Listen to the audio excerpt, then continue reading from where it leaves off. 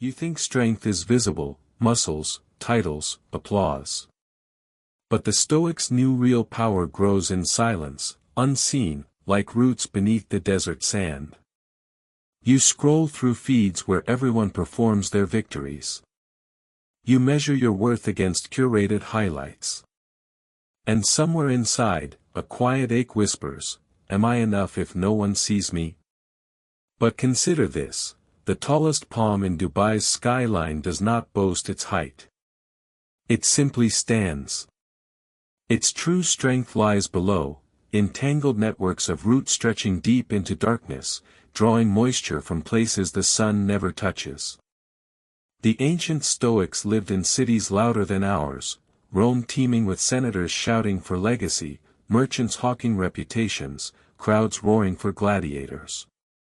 Yet Marcus Aurelius, emperor of all he surveyed, wrote in his private journal, not for fame, but for himself, "Waste no more time arguing what a good man should be. Be one." He did not need witnesses to his virtue. His strength was internal architecture. Real strength isn't announced. It doesn't demand validation. It endures. It holds ground when storms rage overhead. Like the date palm whose roots grip bedrock while its fronds bow to gales, it survives not by resisting, but by anchoring. You felt this before. That moment you chose silence over retaliation.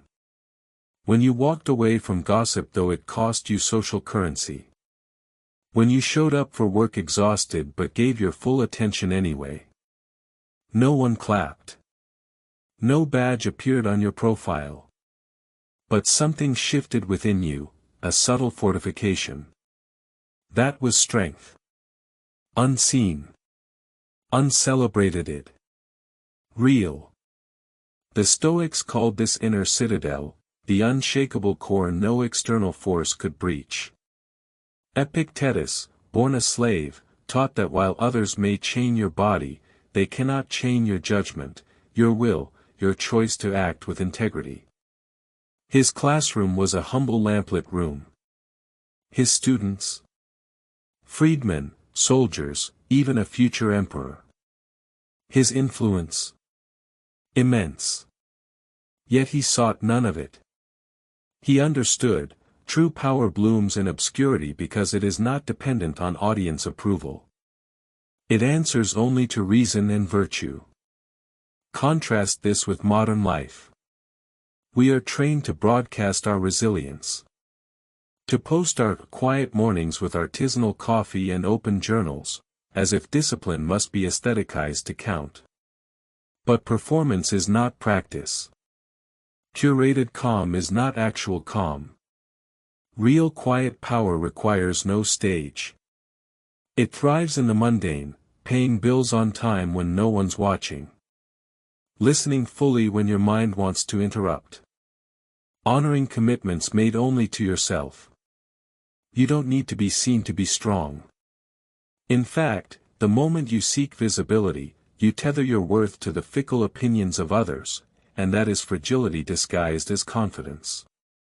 Marcus Aurelius ruled an empire during plague, war, and betrayal. He could have commissioned statues, decreed festivals in his name. Instead, he rose before dawn to meditate on mortality and duty. His strength was not in conquest, but in constancy. He wrote, "The soul becomes dyed with the color of its thoughts. Not its likes. Not its followers. Its thoughts." What colors your inner world when no camera rolls? When no one will ever know the choice you made? That is your true measure. Consider the desert itself. Harsh, exposed, seemingly barren. Yet beneath the surface, life persists. Roots store water. Seeds wait decades for rain. Nothing announces its survival. It simply endures. Patient. Prepared. Present. This is the model. Not the flashy bloom that wilts by noon, but the deep-rooted system that sustains through drought. You've been conditioned to believe growth must be visible, career leaps, relationship milestones, viral moments. But inner growth often looks like stillness. Like choosing peace over being right. Like releasing resentment without fanfare. Like forgiving yourself in the dark. These acts leave no trace in the public record. Yet they rebuild your character grain by grain. Stoicism is not about suppression. It's about alignment. Aligning your actions with your values, even when misaligned with trends, expectations, or algorithms. Seneca, advisor to Nero, once said, "Luck is what happens when preparation meets opportunity." But note, he didn't say when performance meets spotlight. Preparation happens in private. In repetition. In showing up when motivation fades. Your unseen hours, studying, healing, reflecting, are not wasted. They are investment. Compounding interest in your moral capital. And when crisis comes, and it will, you won't need to perform strength. You'll embody it. Because it was already there, grown in silence. We'll come back to this idea later, that strength revealed in crisis is merely the fruit of roots cultivated long before. Now, let's speak plainly about 3 illusions that drain your quiet power. First, the illusion that recognition validates worth. You finish a project late at night. No praise comes. Suddenly, the effort feels hollow. But ask yourself, did the work align with your standard of excellence?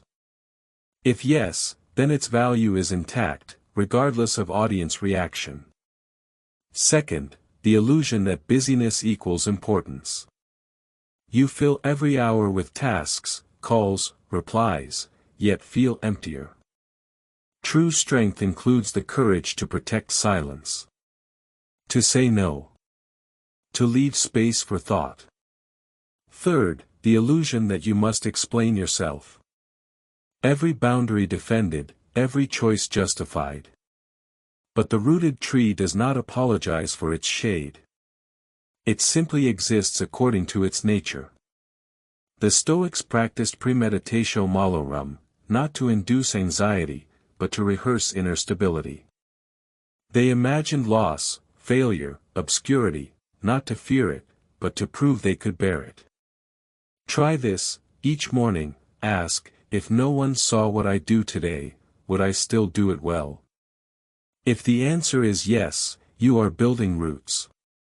Another exercise, once a week, do one meaningful thing in complete privacy. Write a letter you never send. Clean a shared space without mention. Practice a skill with no intention to showcase. Let the act be its own reward. This rewires your nervous system away from dependency on external feedback. Toward intrinsic alignment. Remember the example with the senator? Marcus Aurelius dealt daily with men who craved legacy through monuments. He chose legacy through character. History remembers him not for marble statues, but for a journal written in the margins of empire. His strength was invisible to his contemporaries. Now, 2,000 years later, it nourishes millions. Which brings us to a crucial point: unseen does not mean insignificant. Roots shape landscapes. They prevent erosion. They support forests. Their impact is vast precisely because they operate below the threshold of notice. Your quiet integrity ripples outward in ways you'll never track. The colleague who noticed your calm during chaos. The child who learned patience by watching you wait without complaint. The stranger who felt safer because you held space without agenda. You don't need to see the effect to create it. Now, a common mistake. People confuse quiet power with passivity. But stillness is not surrender. Roots push through rock. They crack concrete. They reach for water with relentless purpose. Your inner strength should fuel action, not loud action, but precise, necessary action. Speak when truth demands it. Walk away when dignity requires it. Build when vision calls for it. All without needing a witness. Stoic strength is active humility. Doing what must be done, then letting it go, like a date palm releasing its fruit to the wind, trusting the cycle. Let's return to where we began. You think strength is visible. But look again. The Burj Khalifa soars because of foundations sunk 50 meters into earth, hidden, engineered, silent. Remove them, and the tower becomes rubble. So it is with you. Your unseen choices, your private disciplines, your unacknowledged endurance, they are your foundation. Without them, any height you reach is precarious. In a world obsessed with surface, choose depth. In a culture of display, cultivate presence. In an age of noise, honor silence. Not as rejection of the world, but as faithful tending of your inner ground. One final reflection. The desert teaches this: life persists not by demanding attention, but by adapting, conserving, enduring. You are not less because you are unseen. You are more, because your strength does not rely on being seen. It relies on being true. So tend your roots. Water them with honesty. Shield them from the winds of opinion. Let them grow deep, not wide. And when the storm comes, and it will, you will not break. You will bend. You will hold. You will remain. Not because the world praised you, but because you built yourself from the ground up, in silence, with care. That is Stoic strength. That is yours. If any of these ideas resonated, I've linked the books in the description.